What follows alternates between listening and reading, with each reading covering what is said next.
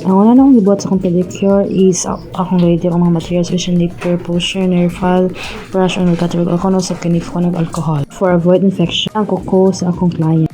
Then sa pagsugod sa limpyo, akong gigamit ang tubig para dali ra makuha ang mga kuko nga hugaw sa iyang mga isig kumagko nga kuko.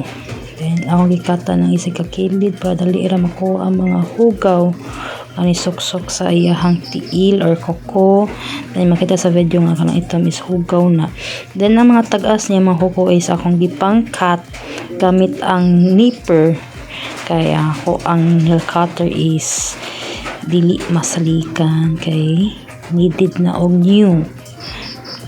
Then ako na sa gikuha ang mga hugaw nga ni suksok ug maayo sa ihang kuko ug ang mga dead skin nga nipilit sa isig sa iyahang mga panit na og isa ni gigamitan og nail file para ma-shape ang iyang mga kuko. Then gipanghuwa to nako ang mga sobra-sobra nga mga dead skin.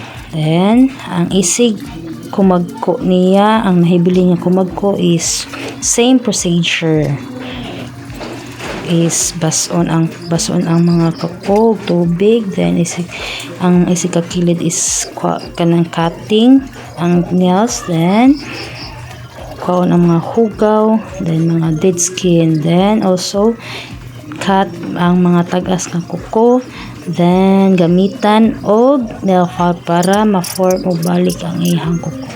Then it's importante jud kaayo sa to ang itong mga kuko is limpyo kaya aron sa tamang lakaw or sa tamang padulong na nga ang katong mga tao nga gusto mo tanas itong kuko mainggan. Then inighuman ako og limpyo ang siya kaya sa kuko kung nabinibili na mga dead skin para avoid ingrown.